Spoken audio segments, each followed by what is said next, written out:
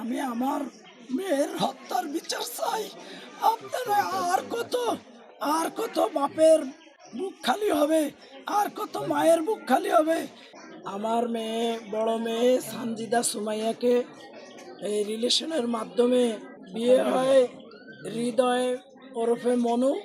তাদের বাড়ি হচ্ছে গ্রাম সাতারপাড়িয়া, থানা সেনবাগ, এবং তাদের বাড়ির নাম হচ্ছে গোপালবাড়ি। গতকালকে রাত্রে আমার মেয়েকে তারা পারিবারিক কথা কাটাকাটির মাধ্যমে জামাই এবং তার বাবা ও তার দেবর এরা মিলে তার জাল মেজোডা এবং তাদের একটা পালক মেয়ে আছে, সেই মহিলা সহ আমার মেয়েকে রুমের ভিতরে প্রচণ্ড নির্যাতন করে, এগুলা সব কালো কালো দাগ আছে, গলার এইখানে একটা বাড়ির দাগ আছে, এখানে এতটুকু কালো হয়ে রয়েছে। তারা বলে যে ফাঁসি দিছে মেয়ে, ফাঁসি দিলে কি এতটুকু জায়গায় কালো হয়? আপনারা বলেন দেশবাসী।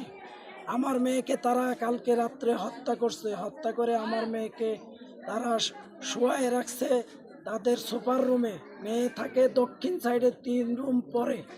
তারা মেয়েকে আইনা সুপার রুমে শোয়ায় রাখছে এবং আমাদেরকে খবর দিছে যে আপনার মেয়ে অসুস্থ, দাঁত মুখ খিসে গেছে, আপনারা তাড়াতাড়ি আসেন। আমরা যাওয়ার পরে দেখি যে সেনবাগ থানার ওসি মহোদয় সহ ওইখানে উপস্থিত ওই এলাকার চেয়ারম্যান, ওনার নাম আব্দুর রহমানের সাথে দেখা করতে যাই, ওনাকে বিষয়টা জানানোর জন্য গেছি। 10 মিনিটের মধ্যে পুলিশ কী করছে, লাশ নিয়ে তড়িঘড়ি করে চলে গেছে, আমাকে জানায়ও নাই। পরবর্তীতে আমি যখন চেয়ারম্যানের বাড়ি থেকে কথা শেষ করে আসি এদের বাড়িতে, সেই গোয়াল বাড়িতে আমার মেয়ের শ্বশুর বাড়িতে আসলে আমাকে এবং আমার কিছু ওই আত্মীয় স্বজন গেছে, তাদের উপরে তারা হামলা করে, বলে যে আমরা গুন্ডা ফান্ডা নিয়ে এসে তাদের বাড়ি লুট করতে আসছি। এই কথা বলে তাদের ঘরের কিছু আসবাবপত্র এলোমেলো করছে, বলে যে সব ভাঙচুর করছি। এইগুলা বলে আমি বাড়িতে ঢুকতে পারি না। ওইখানে মুখের মধ্যে আমার উপরে হামলা, আমার লোকজনের উপরে হামলা, আমার এই চোখের উপরে দেখেন কিভাবে আঘাত করছে, আর আমার এই পায়ে বাড়ি দিছে, আমি হাঁটতে পারি না। পরে দিয়ে আমাকে আটকায় রাখছে, ঘরের ভিতরে বন্দি করে রাখছে 4-5 ঘন্টা। তারপরে সেনবাগ থানা থেকে ওসি সাহেব সহ পুলিশ আইসা পরে আমাকে উদ্ধার করে সেনবাগ থানায় নিয়ে যায়। আমরা একজন আসামি ধরছিলাম, এই ছেলের মা, মানে আমার মেয়ের শাশুড়ি। পুলিশ দাঁড়ায় রয়েছে। আমি কই আচ্ছা আমি এখন ভিডিও করবো, এই কথা বলে আমি মোবাইলটা বাই করছি। পরে ওসি সাহেব আমার হাত থেকে মোবাইল কেড়ে নিয়ে আমাকে এইভাবে টান দিয়ে মনে করেন এইদিকে ফালাইছে। পরে আমি ওনার হাত থেকে আমার মোবাইলটা আমি নিয়ে নিছি। সে বলে আমি ওসি সাহেব। তখন আমি ওনার সামনে থেকে আমি সরে গেছি, আমি সরে বাইরে আসছি। আমি চিন্তা করছি যে ওসি সাহেবের একটা সম্মান আছে, তাকেও ওইখান থেকে তারা পুলিশ ছাড়িয়ে দেয়। এরপরে আমাদেরকে বলে যে লাশ পোস্টমর্টমে যাবে, পোস্টমর্টম রিপোর্ট আসুক। হ্যাঁ, পুলিশ বলে যে আপনার মেয়ে ফ্যানের সাথে অন্য পেশায় ঝুলাইছে। আজকে আবার আমি ওসি সাহেবের কাছে যাই, সেনবাগ থানার ওসি সাহেব আমাকে বলে যে আপনি যদি রিপোর্ট ভালো হয় যে আপনার মেয়ে আত্মহত্যা করছে, তাহলে আপনি মামলা করে কোনো লাভ হবে না, খালি একজনকে হয়রানি করতে পারবেন। আর যদি আপনার মেয়ের রিপোর্ট খারাপ আসে, তাহলে আপনি হয়তো এদেরকে দৌড়াইতে পারবেন। আর দৌড়ানো ততটুকু। ওসি সাহেব এটাও আমাকে বলছে আজকে। আমি ওসি সাহেবকে জিজ্ঞেস করছি যে স্যার আপনি কি দরজা ভাঙা মেয়েটাকে বাইর করছেন?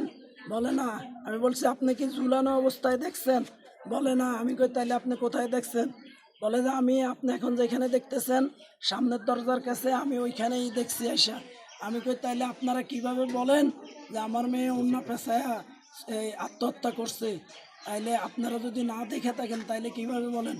এখন এইগুলা নাকি আমি ওসি সাহেবের সাথে তর্ক করছি, বেয়াদবি করছি, এইগুলা মানে আমাকে এই ধরনের করা হইতেছে। আমি এইটা দেশবাসীর কাছে আমি আমার মেয়ের হত্যার বিচার চাই। আপনারা আর কত বাপের বুক খালি হবে, আর কত মায়ের বুক খালি হবে। ওর আম্মুর মাধ্যমে আমি জানতে পারি যে ওর শ্বশুরকে যখন ও বলছে যে আমি আপনার ছোট ছেলের বিয়েতে যাব না, আমাকে এত দোষারোপ করছেন, এখন আপনারা ওই মেয়েকে আনবেন, তাইলে আমি এই বিয়েতে যাব না। আমার বাপকে অপমান করছেন, এখন দাওয়াতও দেন নাই, আমি এই বিয়েতে যাব না। আমি কলে তাহলে তুই কোথায় থাকবি? ওর শ্বশুর বলে বলে যে আমি তাইলে আমার বাপের বাড়িতে যাই 2 দিন থেকে আসি। বলে যে তুই চলে যাবি তাইলে রান্না বাড়া কে করবে, কে রান্না বাড়া করে খাওয়াবে? ও বলছে যে ঠিক আছে, আমি আজকের কথা বলছে যে আগামী দিন সকালে আমি আপনাদের জন্য সুন্দর করে রান্না বান্না কইরা রেডি করে দিয়ে আমি শ্বশুর আমার বাপের বাড়িতে যাব, যাই আমি 2 দিন থেকে আসবো, আপনাদের অনুষ্ঠান শেষ হইলে আমি আসবো। শ্বশুর বলে কুত্তার বাচ্চা শুয়োর বাচ্চা কয়ে আইসাই মনে করেন ওরে থাবড় ঘুষি পরে ও আমার বাড়ির থেকে এক্ষুনি বাইরে যাবি, তুই আমার বাড়িতে থাকতে পারবি না, এগুলো বলে গালি গালাস। ওরে আর একটা লাথিও দিছে এই তলপেটে, লাথি দেওয়ার পরে ও ওর রুমে চলে গেছে, যাই ওর আম্মুর কাছে তখন ফোন দেয়।